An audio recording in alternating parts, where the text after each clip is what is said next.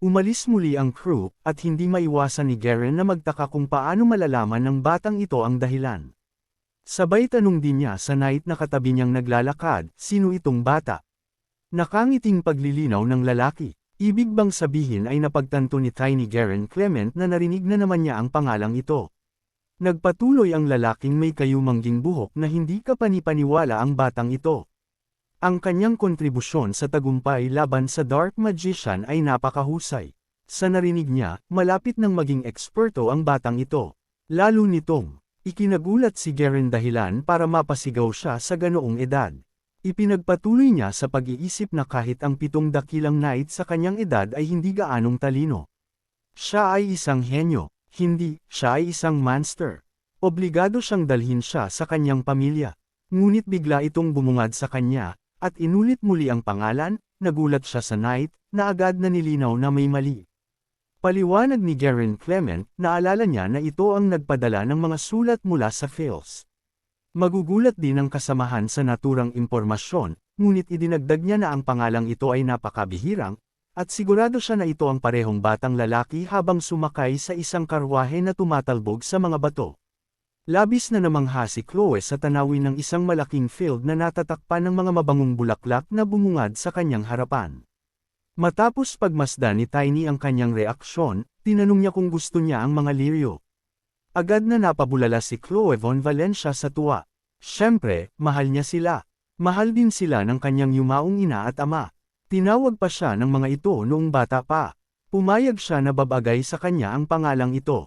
Matengkad, biglang nagsalita, napansin na sikat ang love story ng Duke at ng kanyang asawa. Siya lang ang babaeng minahal niya.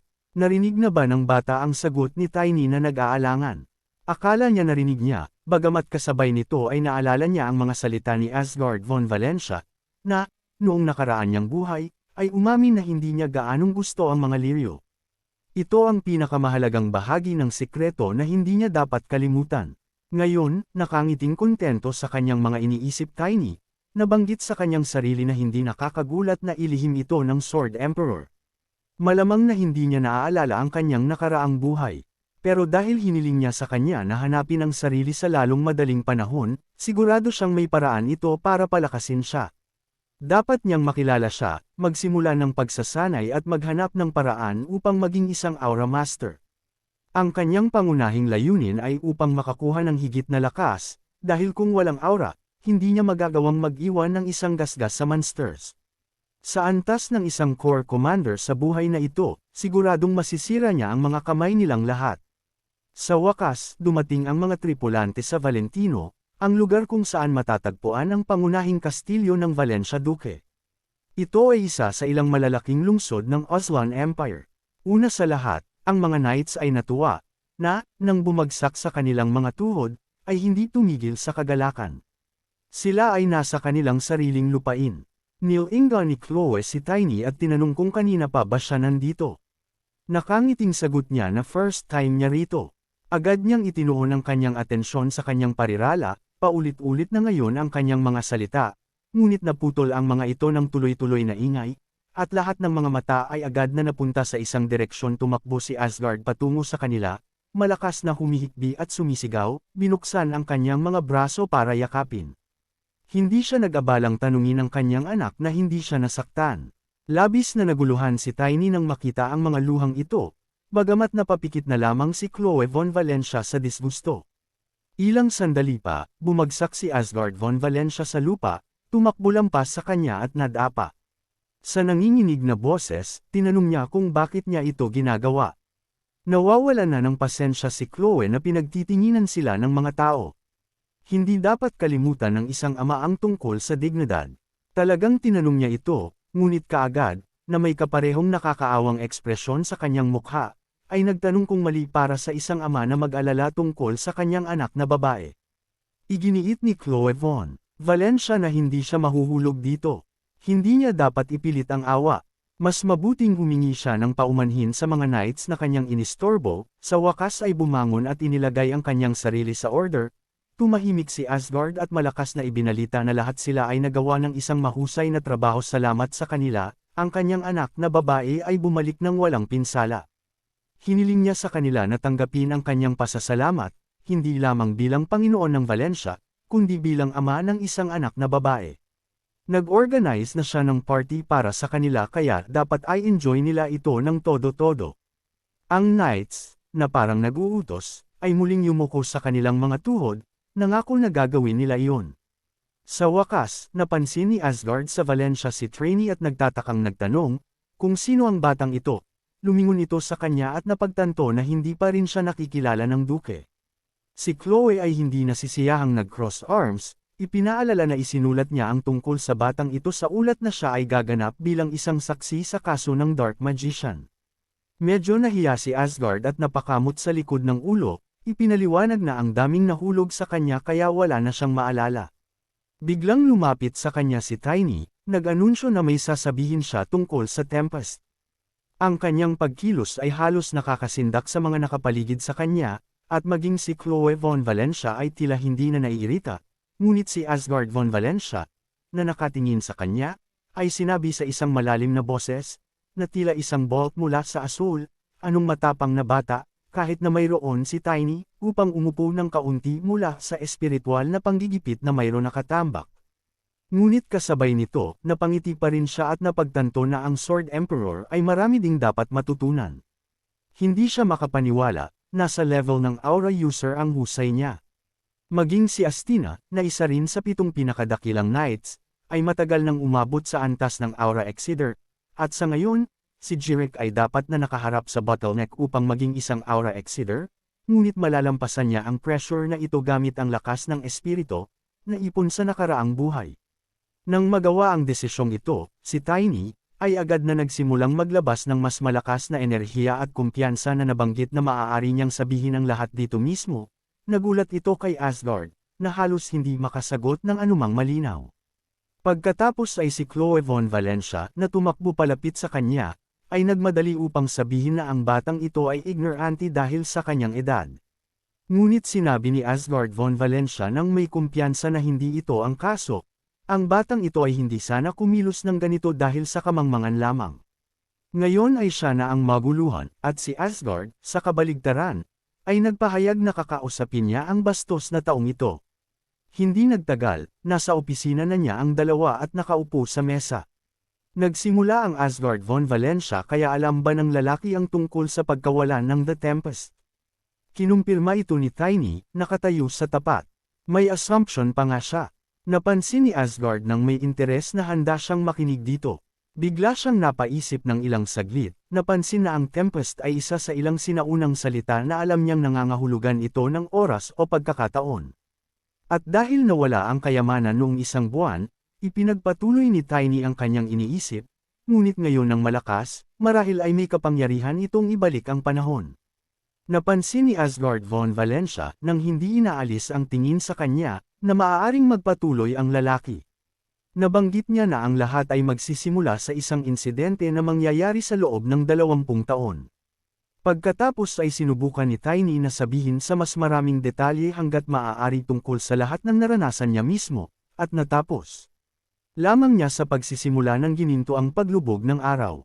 Nakasandal sa upuan si Asgard ay inamin na masyadong maayos ang kwento ng lalaki. Ang isang bata ay hindi maaaring magkaroon ng tagapag-alaga na iyon ng World Tree at ang unang hammer ng mga dwarf. Alam pa niya ang pangalan ng dakilang mandirigman ng tribo ng orc. Malungkot na binanggit ni Tiny na lahat sila ay magkakasama sa loob ng isang buong taon, nakasandal muli sa sahig na gawa sa kahoy, hinimas ni Asgard ang tungki ng kanyang ilong, nilinaw, ang mga kasamang ito ba ay kanyang mga kaaway na matagal na niyang kinakalaban. Pagkatapos ay tumayo, inulit niya ang ibig sabihin ng Tempest ay oras at pagkakataon. Isang tao lang ang kaya niyang ihatid sa nakaraan, na kinukuha ang buhay ng isang Superman bilang isang sakripisyo. Ginamit ito ng mga inapo ng maingat at matalino. Ang impormasyong ito ay ipinasa mula sa henerasyon hanggang sa henerasyon kasama ang item. Sa totoo lang, hindi siya naniniwalang totoo ito. Ito ay lumiliko na ang lahat ay walang kabuluhan, kung hindi siya linlangin ng lalaki. Pagkatapos ng lahat, gayunpaman, halos hindi siya makapaniwala na gumawa siya ng ganoong desisyon. Pagkatapos ay umasa ba siya sa talento ng lalaki at ipinadala sa kanya ang mukha ni Tiny na biglang naunat sa pagkagulat, at si Asgard von Valencia ay tumatakbo sa paligid ng opisina. Nagpatuloy na kung babalik siya, maaari siyang makinabang mula sa karanasan ng kanyang nakaraang buhay, na inihahanda ang mga puwersa ng sangkatauhan, upang labanan ang hukbong Demon King. Ngunit sa halip pinadala niya ang bata at hindi ang kanyang sarili. Sa mga salitang ito, ang parehong espiritual na presyon ay lumitaw sa kanyang paligid, at ang kanyang mga mata ay kumikinang sa isang tumatagos na asul na liwanag. Si Asgard von Valencia ay nagtanong sa gulat kung bakit niya ipinadala ang bata at hindi ang kanyang sarili. Ang ulat ni Tiny, dahil iyon ang magiging siya, gagawin niya. Patuloy na pinag-uusapan ang tungkol sa pag-save ng talento at iba pa kalokohan. Pinaikot-ikot niya ang kanyang daliri sa kanyang templo at inamin na noong panahong iyon ay naisip niya na si Asgard von Valencia ay nagdurusa sa katandaan. Napangiwi si Asgard von Valencia sa sama ng loob. Tuwang-tuwa siyang naglakad sa silid, inilagay ang kanyang mga kamay sa likod, at sinabing malinaw na sa kanya ang lahat. Iminungkahi niya na walang paraan upang malaman ng maaga kung gaano kalayo sa nakaraan ang isang tao ay maaaring ipadala. Sinabi ni Tiny na gumamit siya ng power sa kanya na hindi niya siguradong mayroon siya. Umupo si Asgard von Valencia sa upuan at inilagay ang kanyang mga kamay sa armrests. Tinanong niya ang tanong, saan nanggagaling ang kumpiyansang ito? Kung hindi pa siya nakakagawa ng ganito. Iminungkahi ni Asgard von Valencia na may ngiti, sinabi niya sa kanya ang isang bagay na parang ibabalik siya sa sandaling ang impluwensya sa kanyang kaluluwa ay pinakamalakas. Napatulala si Tiny sa mga salitang ito. Dagdag pa ni Asgard von Valencia kung saan nabuo ang kanyang pagkatao.